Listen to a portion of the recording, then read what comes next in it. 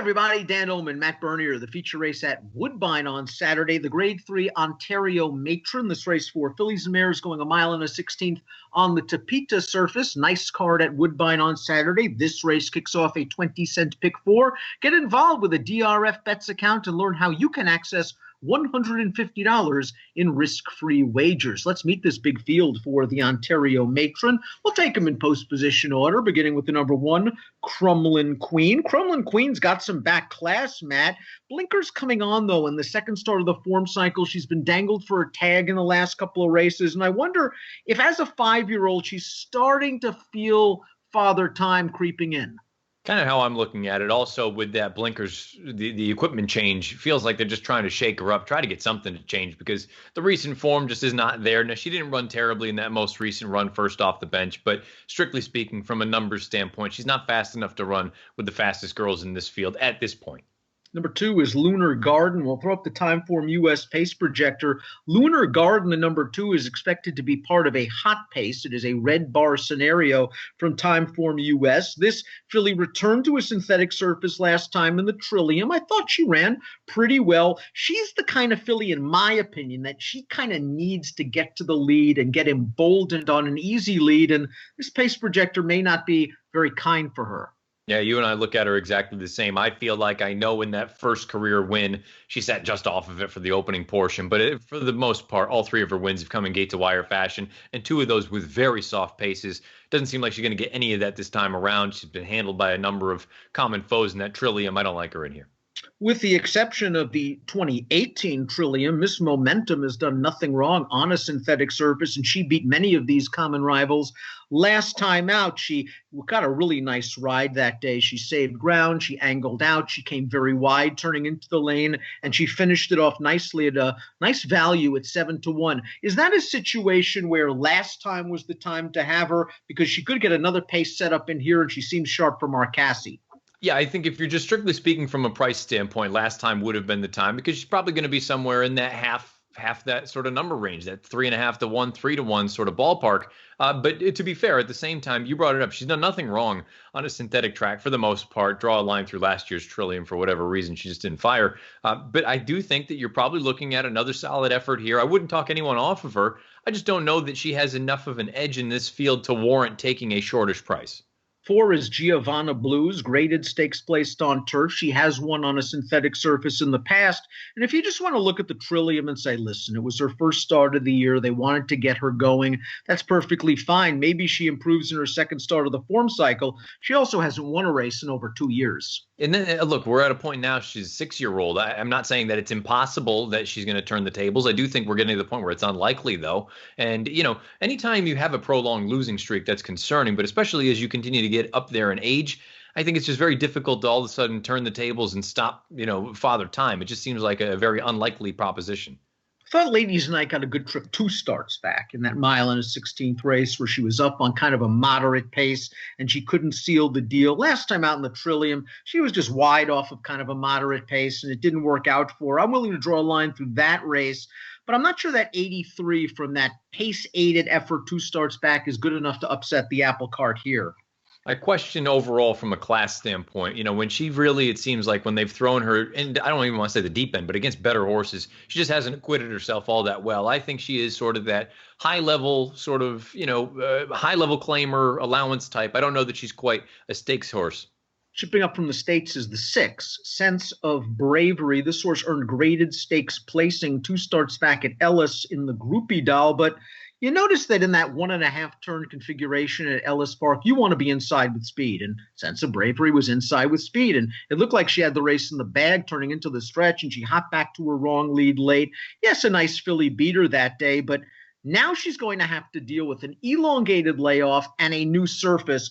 At least she's got this formulator fact for Kevin Attard. Past 5 years, first after a trainer switch, moving from dirt to synthetic, 33% winners and a $2.64 ROI. I expect this filly to show good speed, as does Timeform US, but I wonder if she'll need one off the layoff. And she has run well fresh before. Yeah, and I'm hopeful about the distance because she did win at a mile and a 16th off the bench in the past, as you kind of alluded to. I think you can make the argument that those two runs at Ellis Park. Now, keep in mind they're both at the same track, and they're far and away the best races of her career. So you got to factor that in a little bit. Maybe it's a little bit of horse for course, but I feel like either of those races puts her right there in the thick of things. And you brought up from a pace standpoint, if she can be up there but not get super involved in something that's going to completely come apart at the seams, especially for a horse that potentially distance isn't going to be her friend as it gets longer and longer, I just think she's a little bit interesting. You have to respect anything Kevin Attard sends out. And again, going from Cox's barn to Attard's barn, I look at that almost as a lateral move up there at Woodbine. I just think she's a little interesting at 8-1. Negans Bay, the number 7's, won both of her starts this year. Looks like she's really coming into her own from a maturity standpoint. Every time they've tried Stakes Company, and it's only been twice, it just hasn't worked out for her. However, she seems a little bit slow on paper, but she deserves an opportunity in the sharp form that she's in.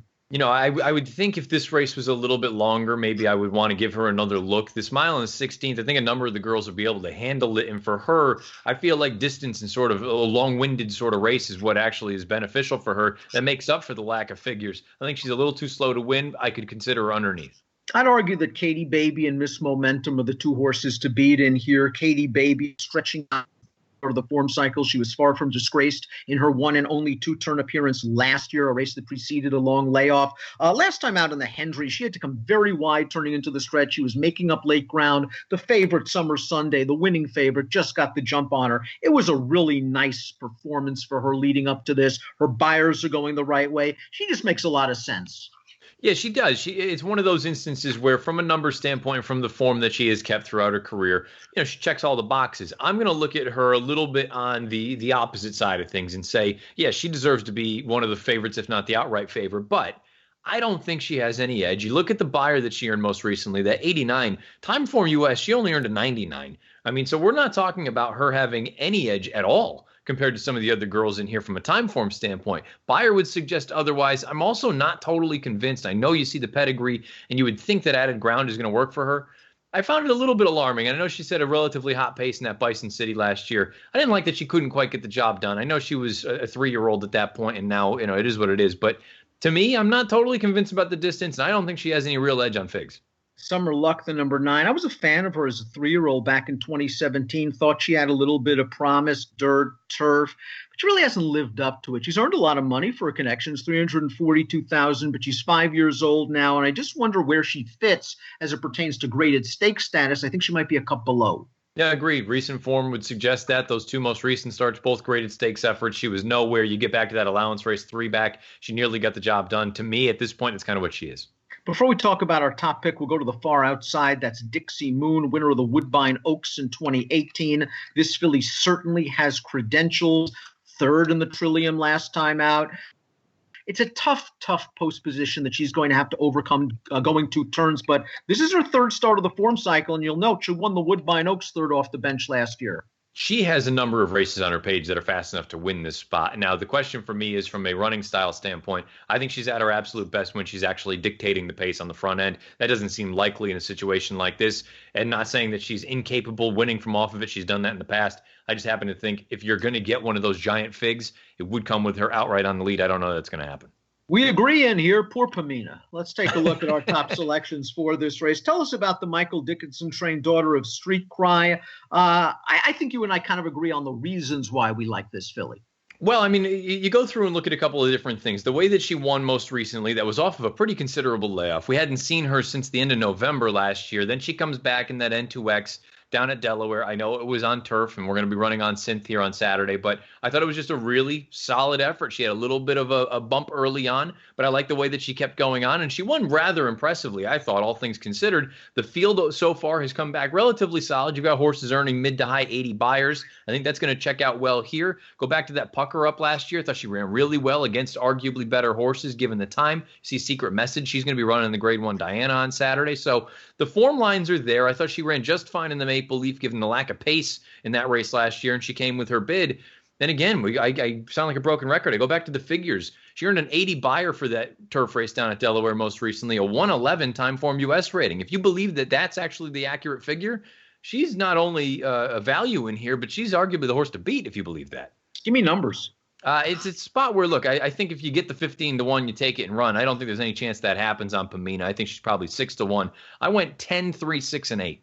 I went 10-3, 8 and 11. I liked Pamina for all the reasons you mentioned. I liked her pucker up behind Secret Message. I thought she was too close to the pace in the Dueling Grounds Oaks. The Maple Leaf was against older horses. She was a 3-year-old. She was far from disgraced. And last time out, I think while she won, I think she still was only 85, 90%. I don't think she was fully cranked up. I think she'll be cranked up for this effort. Now it's up to Luis Contreras to overcome the outside post. The Ontario Matron, race number 8 at Woodbine on Saturday, is a really strong race to kick off a 20-cent pick 4. Get involved with a DRF Bets account. Learn how to earn $150 in risk-free wagers. Approximate post time for the Matron. The Ontario Matron, 4:50 Eastern. Good luck.